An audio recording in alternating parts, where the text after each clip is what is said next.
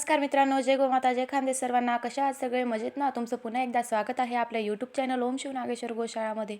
तर आजचा व्हिडिओ तुम्ही पूर्ण पाहावा असं मी तुम्हाला सांगेन, कारण या व्हिडिओमध्ये तुम्हाला गोशाळेविषयी माहिती मिळण्यास मदत होईल, जेणेकरून तुम्हाला आमच्याशी संपर्क साधताना सोपे जाईल.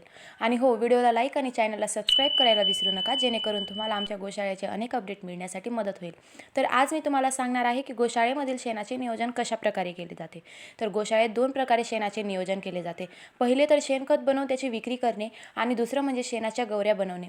आज अनेक ठिकाणी अंत्यविधीकाळी लाकडं वापरले जातात. त्यामुळे आज पर्यावरणावर वृक्षतोड ही समस्या उदयास येत आहे. ज्या ठिकाणी अंत्यविधीकाळी लाकडं वापरले जात असत त्या ठिकाणी आता शेणाच्या गौऱ्या वापरल्या जात आहे.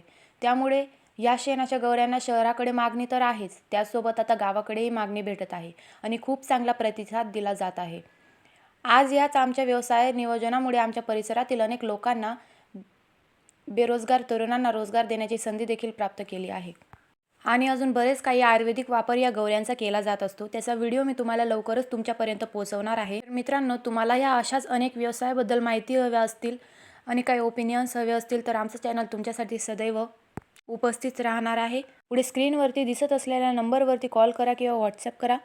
आणि आपल्या पॉडकास्टसाठी अनेक प्रतिसाद आलेले असून जर तुमची साथ असेल तर लवकरच आपण पॉडकास्ट सुरू करूया. आणि गोशाळेची अधिक माहिती जाणून घेण्यासाठी चॅनलला सबस्क्राईब आणि व्हिडिओला लाईक करा. तोपर्यंत सर्वांना पुन्हा एकदा जय गोमाता जय खानदेश.